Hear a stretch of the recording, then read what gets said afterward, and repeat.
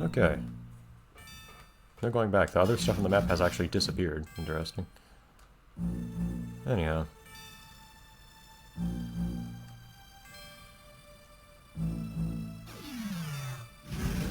Oh. Seemed convenient.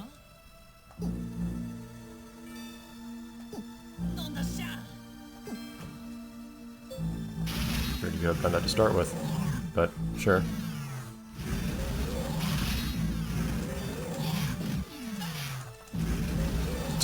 The grab animation really does look peculiar in this form.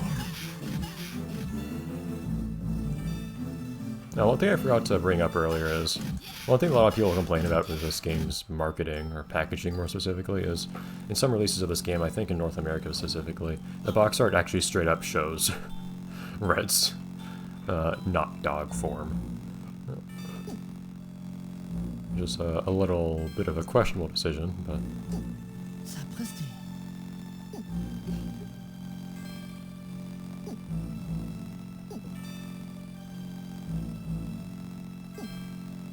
I think that contract is void. Like, the other party can't uphold their end.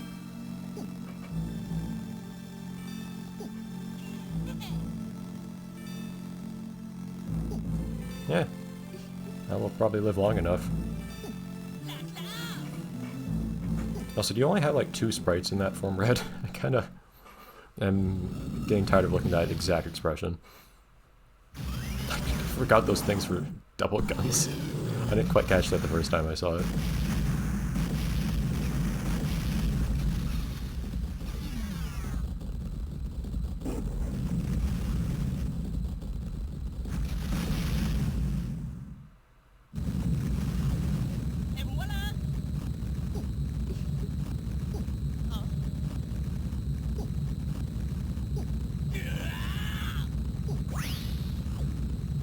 Here.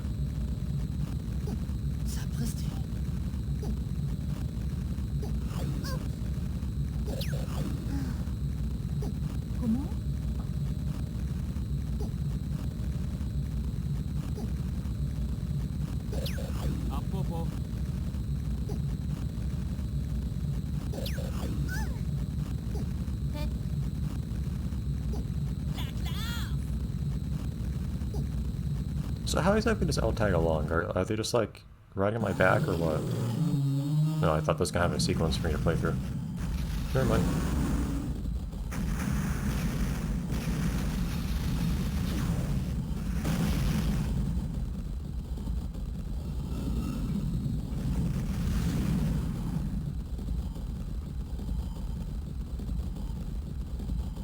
Kind of kicking myself now for ending the last episode when I did. Probably should have included this in that episode. I just couldn't remember precisely what happened after that fight.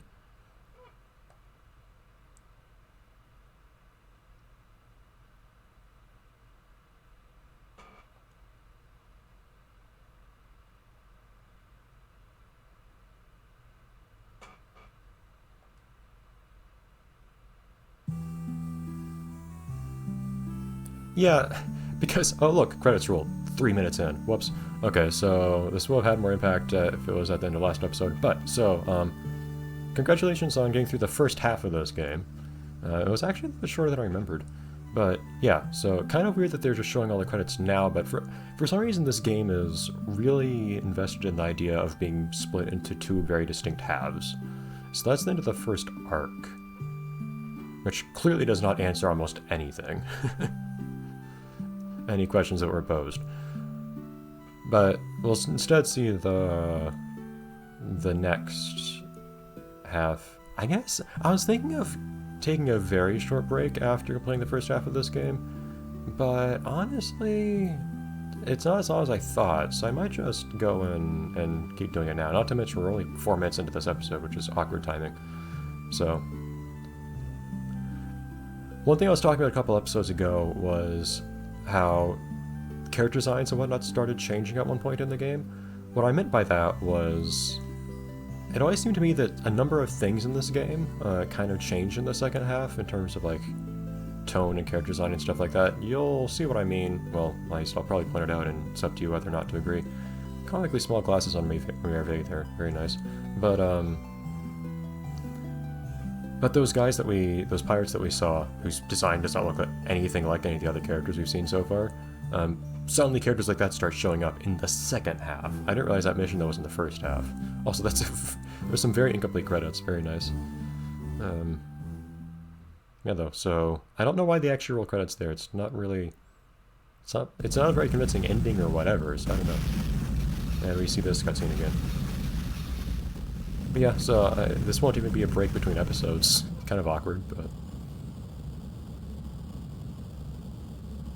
we'll just go straight into the second half.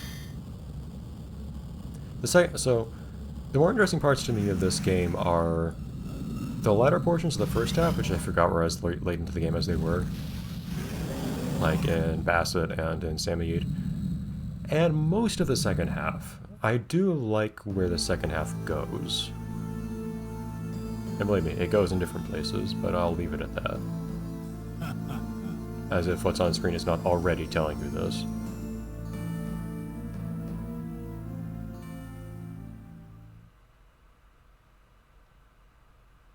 They finally gonna do it? Doing continued? Yeah. I don't know why they do this. They kick you back to the start screen. Yeah. And you can still go back and do the old missions and stuff like that. I don't know why they split this off like this. Hold on. We already saw that opening, I believe.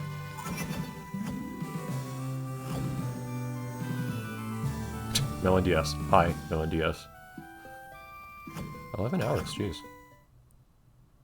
Really?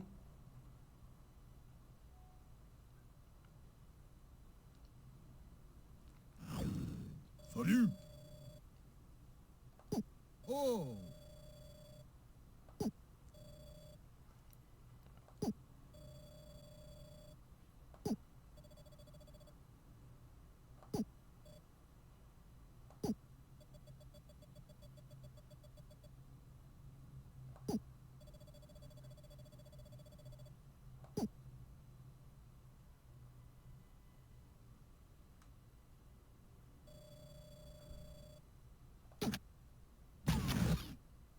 Salut.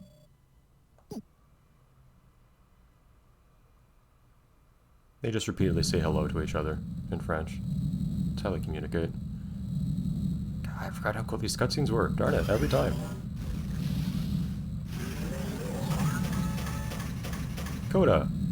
By the way, the Japanese title of this game is, I think it's usually translated as From Then Coda or something like that. Actually has Coda in the name. They completely dropped that in the English translation, just called it Red the Hunter, which doesn't really mean much of anything. Oh well.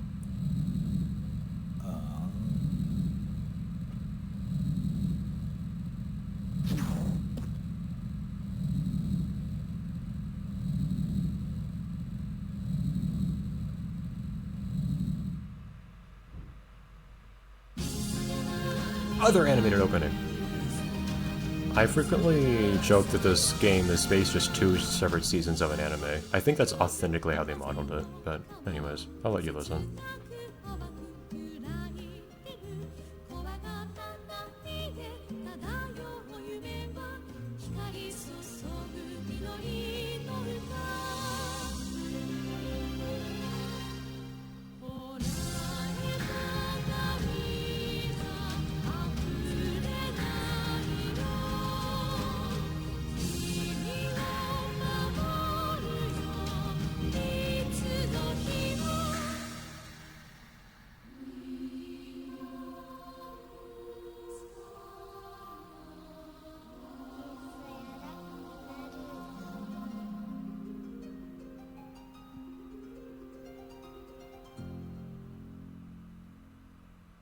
'Is that the same singer that did the Fuga theme? I feel like it is. Fuga theme is darn good, but that's another talk for another day that will probably never come because I don't tend to actually let's play that game. But anyways, oh yeah, they start showing the full body shots of everyone again in the second half. Again, it's weird how much they try to separate these two halves. If you look at this game's soundtrack too, like it's actually grouped into first half and second half of the game. Again, certain things are noticeably different. Character designs I notice seem to change for some reason. Tone and whatnot is different. It is a whole new arc, but anyhow.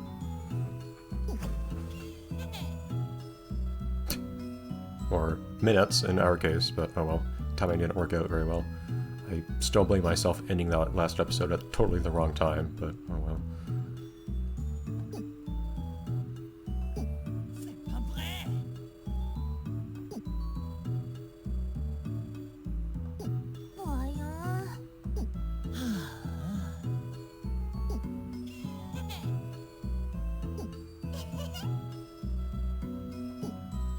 Yeah, I guess it'll do that. Who is running the curve as now?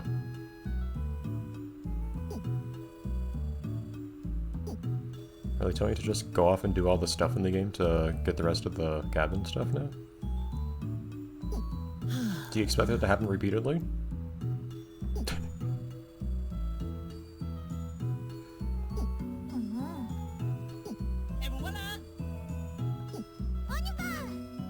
Pharaoh! Here you go. Yeah, there are still new locations to see in the game, and lots of them are pretty cool. Oh no. We've got other stuff to do.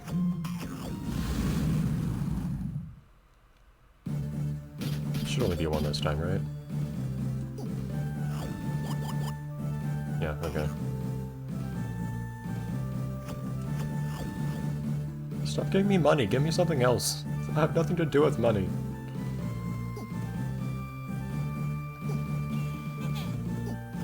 Also, by the way, in terms of gameplay, the second half is, I think, where the game actually gets, like, good gameplay-wise. Frankly, I think this game has too slow a difficulty curve and whatnot. Again, you saw that I was completely coasting through the first half. Things develop a bit further in the second half, finally.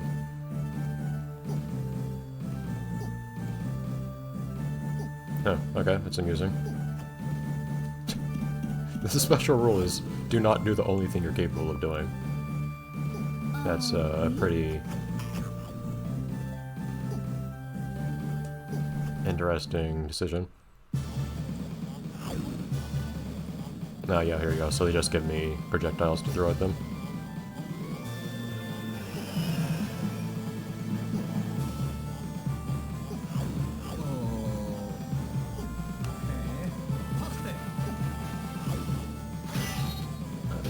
Would it really be that impressive to win with a handicap, dude? Yeah, I wanted to repeat that same maneuver.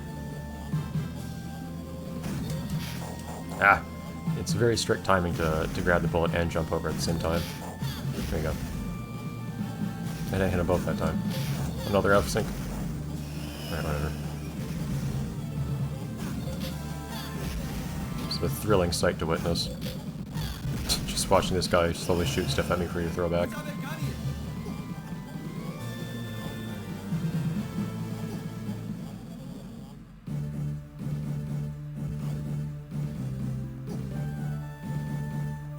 Ah, fine.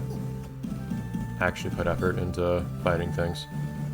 I'm just curious, since lots of things change, if this guy has any new stuff now. Nope. Darn. I feel like Farah might not have a parts shop. I wouldn't be surprised, just given the kind of place that it is. You'll see. That end to just need to keep having new stuff for you to buy, right? Maybe not.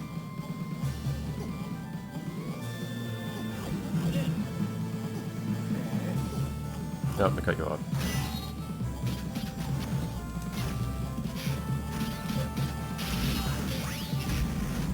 Didn't realize you shot things.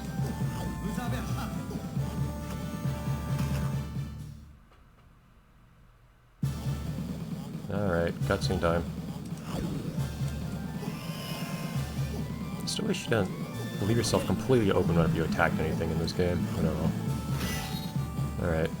You need to attack. There we go.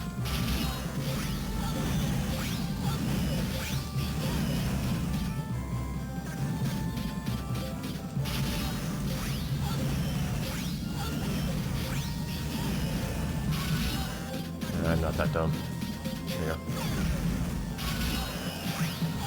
Yeah, I probably will eat another bullet if I try to immediately throw the guy. Because again, throwing is slow.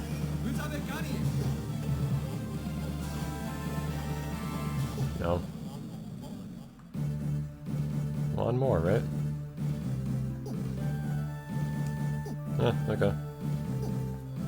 Kind of boring, but just having to sit around and wait for projectiles to come to you. And again, picking up projectiles is kind of one of the more annoying parts of this game and combat in general. You tend to have to lead your grabs before the prompt actually appears.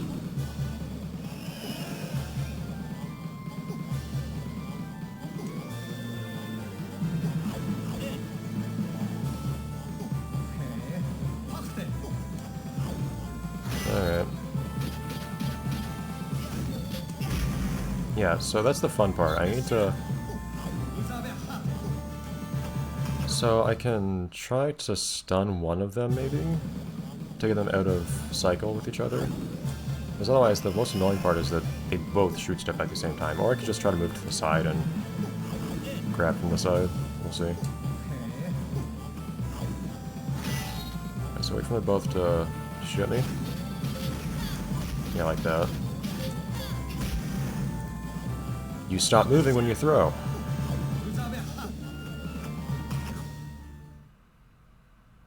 And maybe when you grab too. I'm not sure if I would have done any better if I did immediately throw the thing.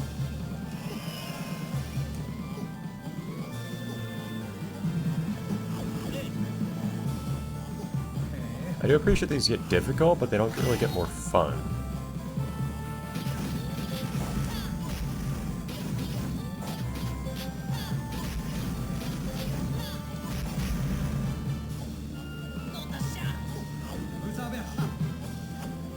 Come on now.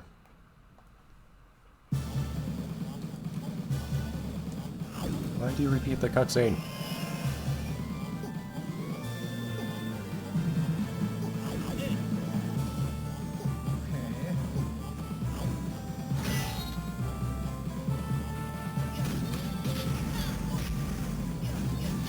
What? Controller, that's not the time.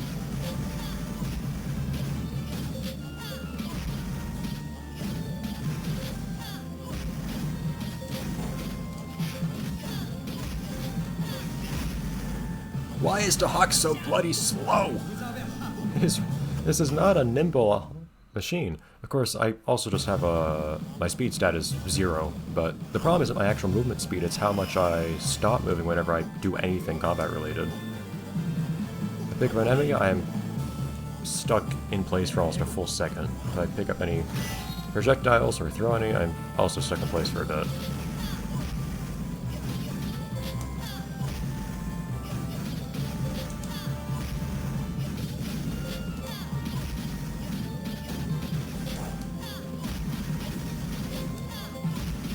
That was dumb. Why did I walk exactly away from that instead of anywhere else?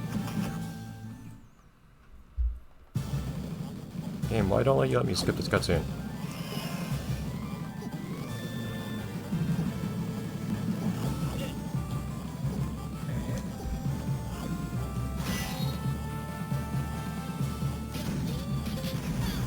Tedium.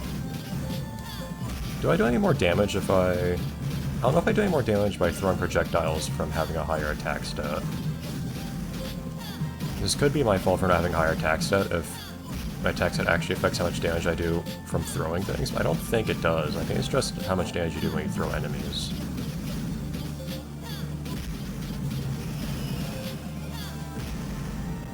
If your attack stat actually does affect how much damage you do when you throw things, then yeah, this is clearly my fault. But anyways. As promised, that's this stuff done next time we actually get to do new content.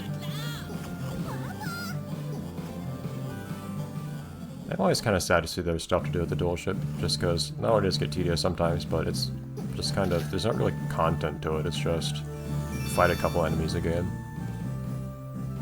Over and over and over. And I wish I could be doing story progression in the game instead. Anyhow. Oh, well, those dudes. Wait, is that guy there from the beginning? Is that the first time we could see any howlers? Interesting. Anyways, as promised, next time. Pharaoh.